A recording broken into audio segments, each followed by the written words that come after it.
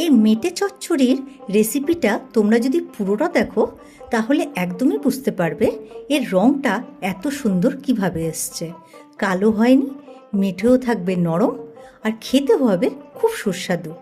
কখন কোন মশলা দিলে মেটে চচ্চড়ির স্বাদ অনেক গুণ বেড়ে যায়, আর সাথে থাকছে অনেক টিপস অ্যান্ড ট্রিক্স। হাই, আমি অর্পিতা চক্রবর্তী, তোমাদের সকলকে স্বাগত জানাই স্বাদ কাহানি। আজকে আমাদের রেসিপি ঝাল ঝাল মেটে চচ্চড়ি। চলো তাহলে শুরু করি। খাসি বা পাঁঠার মাংসের মেটেতে অনেক সময় একটা বাজে গন্ধ করে। এই গন্ধ কাটানোর তোমাদের কিছু সিক্রেট ট্রিক দেখাবো। এইগুলো আমি বড় বড় হোটেল রেস্টুরেন্টে যখন আমি ভিজিট করেছি শেফেদের কাছ থেকে আয়ত্ত করেছি। লেবুর রস মাখিয়ে 10 মিনিট মতো রেখে দেব। এবার একটা কড়াইয়ে পর্যাপ্ত পরিমাণে জল দেব। এই মেটের টুকরোগুলো আমি এর মধ্যে দিয়ে দিচ্ছি। 3 থেকে 4 মিনিট ভালো করে ফুটিয়ে নেব। এই সময় হিটটা মাঝারি রাখবে। কালারটা দেখো অনেকটাই ফেড হয়ে গেছে। এই পর্যায়ে আমি মেটেগুলো ছেঁকে তুলে নেব। এর থেকে বেশি আমি ভাপাবো না। জলটা দেখেছো কত কালো হয়ে গেছে, পুরো মেটের নোংরাটা উঠে এসছে। আর এই জলটা আমি ফেলে দেব। একটা কড়াই বসিয়ে দিলাম।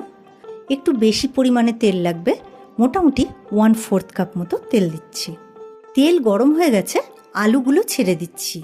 একটা বড় সাইজের আলু নিয়েছি, আর মেটেগুলো যে মাপের কেটেছি একই মাপের আলুগুলো কেটে নিয়েছি। তোমরা যখন সর্ষের তেলে রান্না করবে সবসময় খেয়াল রাখবে তেলটা যেন খুব ভালো মতো গরম হয়, নাহলে যে কোনো রান্নার স্বাদ নষ্ট হয়ে যাবে। তেলের একটা কাঁচা গন্ধ করবে। মাঝারি আঁচ রেখেছি। আলুগুলো লালচে রং ধরেছে, তুলে নিচ্ছি। এই তেলে এক এক করে ফোড়ন দেব। যে কোনো আমিষ রান্নাতে ফোড়নের একটা বিশেষ ভূমিকা থাকে, কারণ এগুলো একটু যেহেতু গন্ধ খুব বেশি থাকে, তো তার জন্য এই তেলে যদি আমরা এরকম গরম মশলা এই টাইপের ফোড়নগুলো দিই তাতে করে ফ্লেভার অনেক ভালো আসে। ফোড়নের খুব সুন্দর একটা গন্ধ বেরোচ্ছে। এবার পেঁয়াজ কুচিটা ছেড়ে দিচ্ছি। আমি এখানে 2 বড় সাইজের পেঁয়াজ নিয়েছি। আমি এখানে সাদা তেল অ্যাড করছি। 1 টেবিল স্পুন ঘি দিচ্ছি, আর এই ঘিয়ের মধ্যে আমি দিচ্ছি 1/2 টিস্পুন চিনি। এতে রান্নার স্বাদ মিষ্টি হবে না, চিনিটা পুড়ে একটা ক্যারামেলাইজ ফ্লেভার হবে আর স্বাদ হবে, খেতে অনেকটাই ভালো লাগবে। এই ছোট ছোট সিক্রেট ট্রিকগুলো তোমরা যদি ফলো করো তাহলে দেখবে রান্নার স্বাদ, গন্ধ আর রং খুব সুন্দর এসছে। পেঁয়াজ ভাজা হতে হতে একটা মশলার মিশ্রণ তৈরি করে নেব।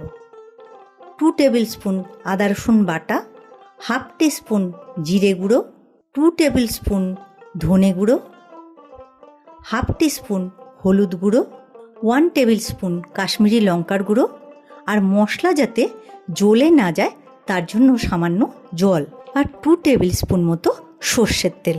এতে করে বাইন্ডিংটা খুব ভালো হয়, আদা রসুনের র ফ্লেভারটা কাটাতে হেল্প করে।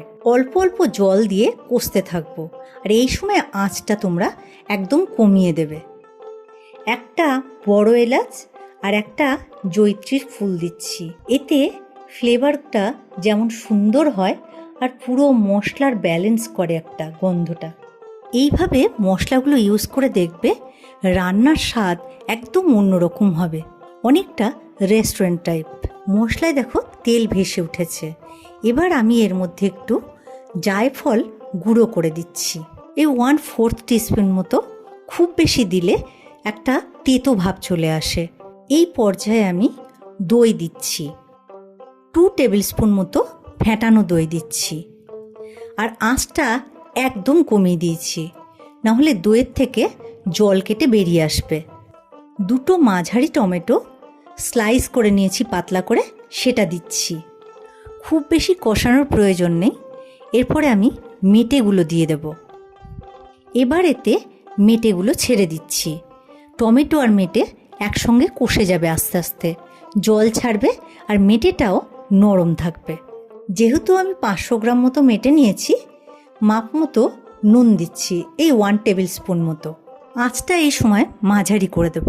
মিনিট 5 ভালো করে কষে নেব। মেটেটা ভালো করে সাঁতলে নিয়েছি। এবার ভাজা আলুর টুকরোগুলো দিয়ে দিচ্ছি, আর হাফ টিস্পুন মতো নুন দিচ্ছি, আর হাফ টিস্পুন গোলমরিচ গুঁড়ো দিচ্ছি। মিনিট 5 আরও কিছুক্ষণ কষে নেব। এবার এতে 2টো চেরা কাঁচা লঙ্কা দিচ্ছি। যেহেতু ঝাল ঝাল মেটে চচ্চড়ি করছি, তাই ঝালের পরিমাণটা একটু বেশি আছে। তোমরা বাচ্চা বা বয়স্কদের জন্য যদি রান্না করো, তাহলে সেই বুঝে তোমরা ঝালটা দেবে। আর গরম জল দিচ্ছি, একটু বেশি পরিমাণে দেব, মেটেটা একটু সেদ্ধ হওয়া বাকি আছে। আর যেহেতু প্রথমে মেটেটা আমি ভাপিয়ে নিয়েছি, তাই মেটেটা অনেকটাই সেদ্ধ হয়ে গেছে, তাই জলটা সেই অনুপাতে আমি দিচ্ছি। এতে করে প্রেশার কুকারে দেওয়ার দরকার পড়বে না। ঢাকা দিয়ে মিনিট 10 রান্না হতে দেব। একবার চেক করে নেব যে মেটে আর আলুটা সেদ্ধ হয়েছে কিনা। দেখো কত সুন্দর কালার এসছে, আর ওপরে তেলটা ভেসে উঠেছে। মেটে চচ্চড়ি রান্না কমপ্লিট। গ্যাস অফ করে দিচ্ছি। এবার এতে একটু ঘি আর গরম মশলা অ্যাড করব। 1 টেবিল স্পুন ঘি, হাফ টিস্পুন গরম মশলা গুঁড়ো। ভালো করে একবার মিশিয়ে দিচ্ছি। ঢাকা দিয়ে দিলাম। এতে করে সব ফ্লেভার আর টেস্ট খুব ভালো আসবে, কারণ অনেক রকম মশলা দিয়েছি তো, সব কিছুর একটা ব্যালেন্স হবে। মেটের স্বাদটা অনেক গুণ বেড়ে যাবে তাতে। তাহলে দেখলে তো কত সহজে আর কম সময়ে এই মেটে চচ্চড়িটা তৈরি করে নেওয়া যায়, আর স্বাদও হয় দুর্দান্ত। ভাত রুটি সবেতেই খুব ভালো লাগে। আর মেটে যেহেতু পুষ্টিকর, শরীরের জন্য খুব ভালো। শুধু আমি যেভাবে বানালাম স্টেপ বাই স্টেপ এইভাবে তৈরি করবে, তাহলে স্বাদ, গন্ধ আর রং আসবে একদম পারফেক্ট, আর সবাই চেটেপুটে খাবে। আরও ভালো স্বাদ পেতে উপর থেকে ছড়িয়ে দাও একটু গন্ধরাজ লেবুর রস। আমি অর্পিতা চক্রবর্তী, তোমরা দেখছিলে স্বাদ কাহন। খুব ভালো থেকো তোমরা। ফিরে আসছি খুব শিগগিরই নতুন রান্নার রেসিপি নিয়ে।